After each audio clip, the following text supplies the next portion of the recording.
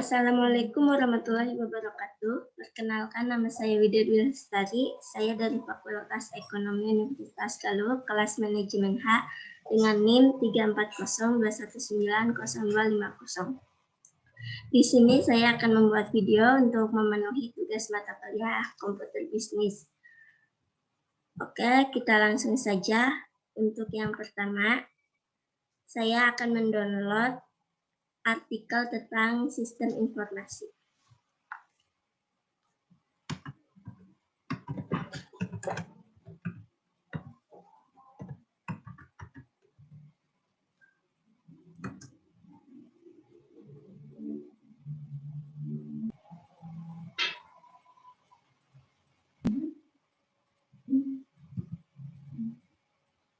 Oke, ini kita akan mendownloadnya.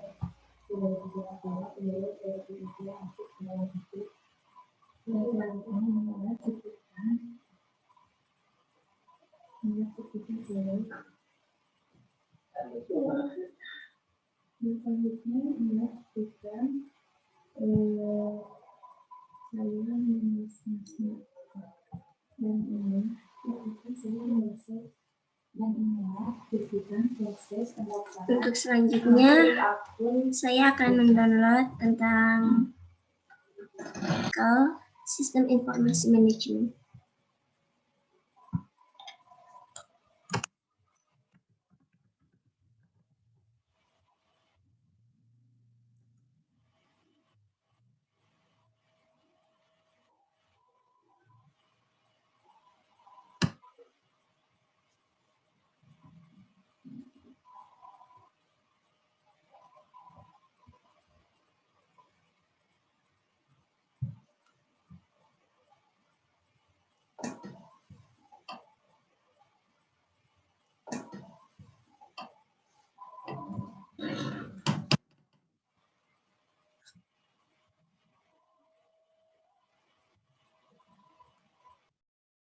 Untuk selanjutnya, saya akan menjelaskan tentang saham.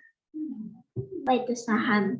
Saham adalah sebuah bukti kepemilikan nilai sebuah perusahaan. Kata saham sendiri diambil dari bahasa Arab. Dalam literatur fikih, saham diambil dari istilah musahamah yang berasal dari kata saham, bentuk jamaknya.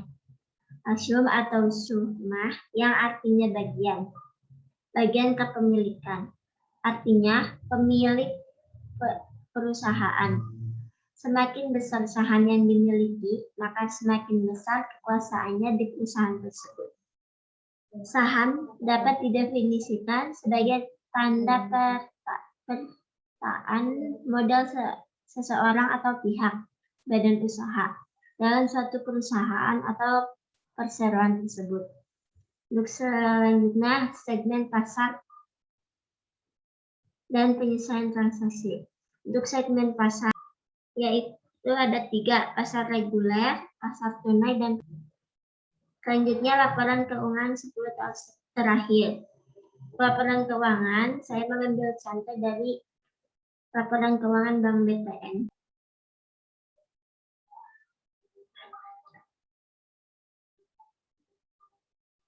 Jadi ini adalah laporan keuangan 10 tahun terakhir.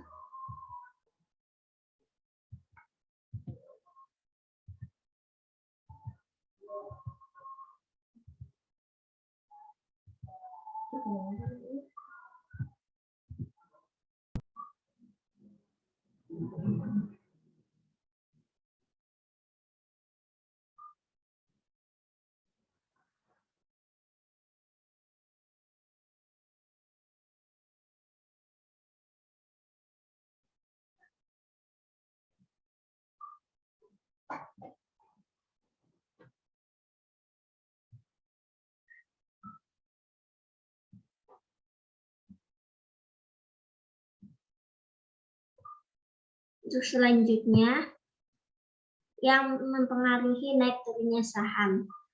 Faktor yang mempengaruhi naik turunnya saham itu dibagi menjadi 2, yaitu faktor internal dan faktor eksternal.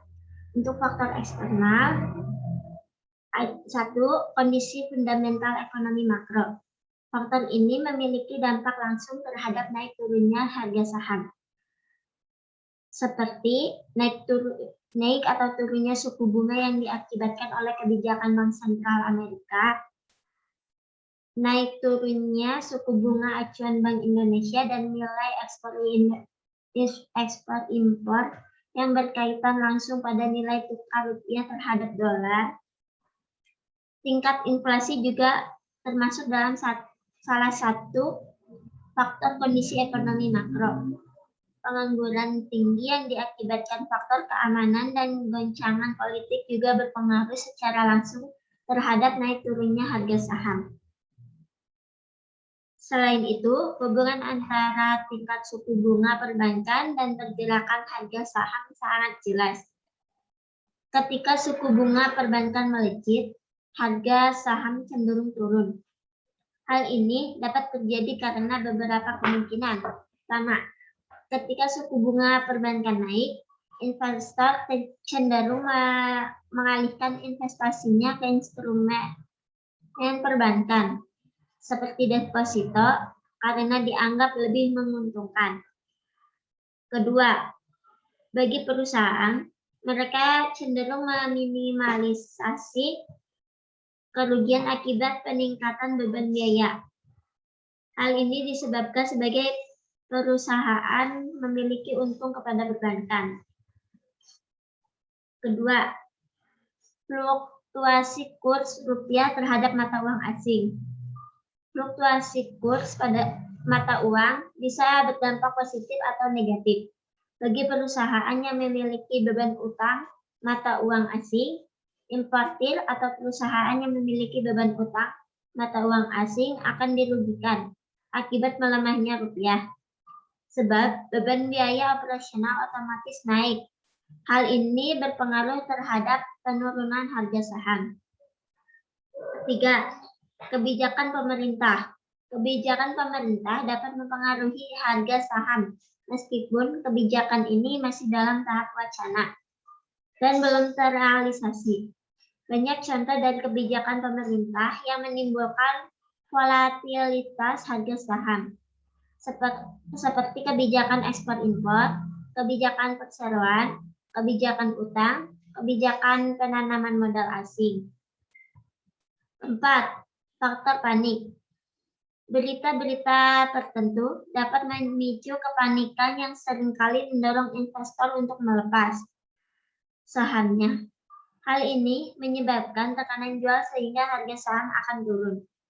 Dalam fenomena panic selling, pada investor ingin melepas sahamnya tanpa peduli harganya, karena harganya makin jatuh.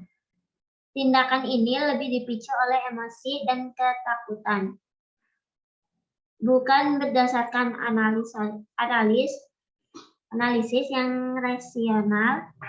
Hindari menjual saham karena terbawa kepanikan. Analisis terlebih dahulu saham yang ingin dijual, apakah secara fundamental saham tersebut masih layak dipegang. Kelima, faktor manipulasi pasar. Penyebab naik turunnya harga saham bisa juga disebabkan karena manipulasi pasar. Manipulasi pasar biasanya dilakukan investor-investor berpengalaman dan bermodal besar dengan memanfaatkan media massa untuk memanipulasi kondisi tertentu dengan menurunkan atau meningkatkan harga saham. Hal ini sering disebut dengan istilah rumor. Namun penyebab oleh faktor ini biasanya tidak akan bertahan lama. Fundamental perusahaan yang tercermin pada laporan keuangan yang akan mengambil kendali terhadap tren harga sahamnya. Faktor internal. 1. Faktor fundamental perusahaan. Saham dan perusahaan yang memiliki fundamental baik akan menyebabkan tren harga sahamnya naik. Sebaliknya, saham dan perusahaan yang fundamental buruk akan menyebabkan tren harga sahamnya turun. 2. Aksi koperasi perusahaan. Aksi koperasi seperti kebijakan perusahaan yang diambil jajaran manajemen akan berdampak dan dapat mengubah hal-hal yang sifatnya fundamental dalam perusahaan. Proyek kinerja perusahaan pada masa mendatang. Performa atau kinerja perusahaan dijadikan acuan bagi investor maupun analis fundamental dalam mengkaji saham perusahaan. Beberapa faktor yang menjadi sorotan adalah tingkat dividen tunai, tingkat rasio utang, rasio nilai buku atau price to book value, earnings per share, dan tingkat laba suatu perusahaan. Perusahaan yang menawarkan dividen payout rasio yang lebih besar cenderung disukai investor karena bisa memberikan imbal hasil yang bagus. Untuk selanjutnya, jumlah dan daftar saham. Di sini saya tidak dapat menyampaikan satu persatu karena jumlahnya yang cukup banyak. Di sini terdapat 727.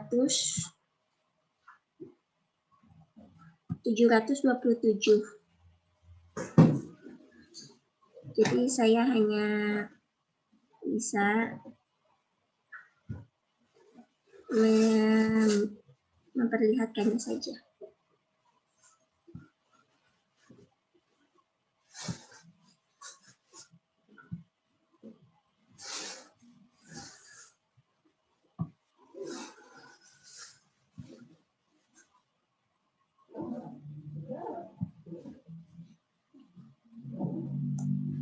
Untuk selanjutnya, istilah dalam saham. 1. Analis saham. Analis saham selalu berkaitan dengan bagaimana cara kita menilai sebuah saham untuk dapat layak berinvestasi pada saham tersebut. Setiap orang memiliki analisa yang berbeda, tergantung pada bagaimana cara investor untuk menilai saham tersebut. Pada dasarnya, sebagai investor, menganalisa saham berdasarkan 3 hal tersebut. 1. Analisa fundamental, 2. Bottom up approach, 3. Analisa teknikal. 2. ARA dan ARB. ARA atau kepanjangannya auto-reject atas, sedangkan ARB kepanjangannya auto-reject bawah. Sebenarnya, istilah ini digunakan kepada saham yang secara sistem bursa mengalami kenaikan atau penurunan yang signifikan. 3. Bullish vs bearish. Bullish adalah istilah yang dipakai oleh perusahaan untuk menyebut harga saham yang mengalami peningkatan dalam beberapa saat. 4. Blue chip. Saham blue chip merupakan istilah untuk saham besar yang memiliki pendapatan stabil serta liabilitas dalam jumlah yang cenderung sedikit. Blue chip memiliki reputasi nasional dan kualitas yang sangat baik dan sangat handal dalam mengelola perusahaan dan dalam kondisi ekonomi yang baik dan buruk. Kelima, DIT atau AX. Istilah ini menunjukkan pada jual dan beli dalam satuan lot pada tiap harga. Kolom DIT mengarah pada pembelian, sebaliknya kolom AX mengarah pada penjualan. Keenam, ada cut loss. Istilah cut loss merupakan tindakan investor untuk mencegah atau mengurangi kerugian lebih dalam. 7. Crop action. Aksi korporasi merupakan tindakan yang dilakukan emiten yang akan berdampak secara langsung pada perubahan harga saham. Aksi korporasi ini seperti pembelian saham kembali, membeli saham perusahaan lain, perusahaan menggabungkan diri dengan perusahaan lain. Pembagian dividen, penerbitan saham baru, dan lain-lain. 8. Capital gain atau capital loss. Capital gain merupakan istilah digunakan untuk selisih beli jual dalam memperoleh utang atau laba jual dari hasil beli. Sebaliknya, capital loss adalah selisih beli jual rugi dari hasil beli. 9. Dividen. Investor memperoleh keuntungan tidak hanya dari selisih jual beli capital gain atau loss, tapi juga dari hasil utang atau laba perusahaan yang akan dibagi pada pemegang saham dalam bentuk dividen. 10. Emiten. Emiten merupakan badan usaha yang memerlukan surat berharga yang diperjualbelikan. Sederhananya, emiten merupakan perusahaan yang telah di-listing dari Bursa Efek. 11.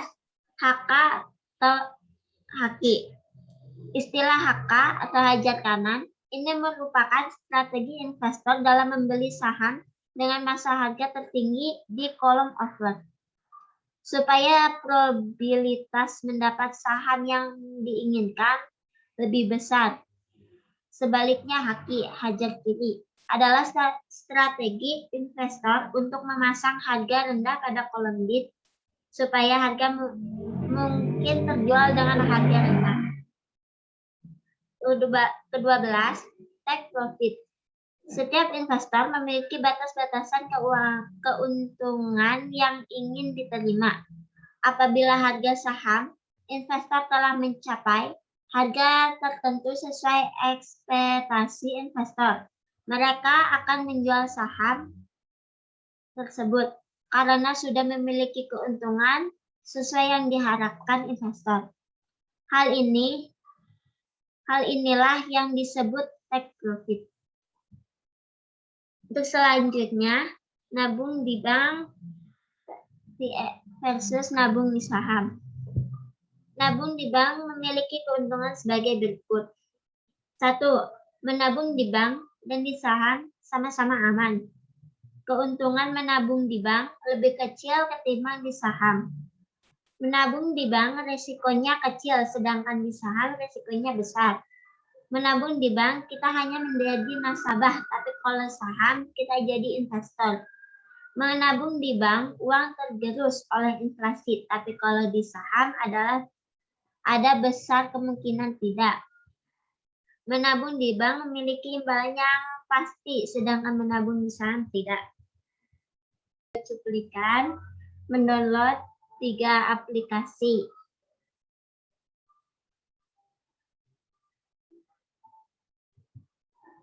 Yang pertama, Stockbit.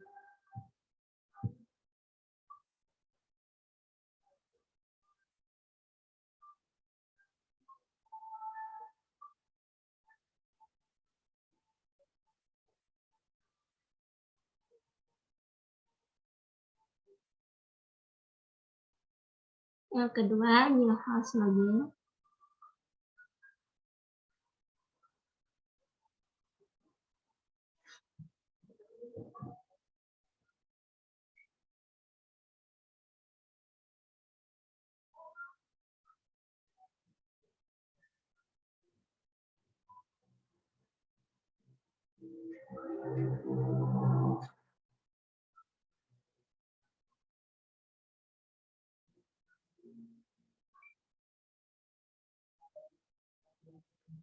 Dan yang ketiga, RTI.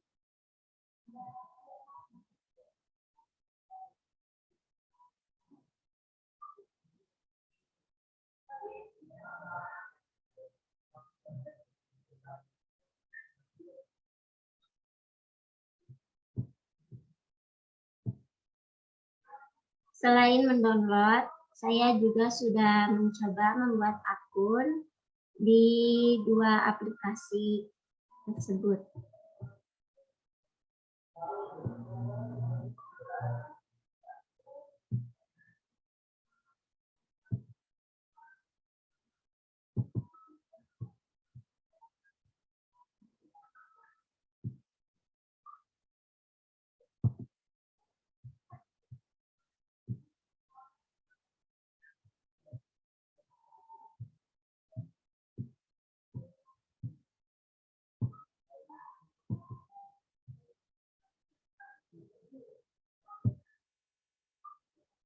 Untuk yang pertama, saya membuat akun di FPI.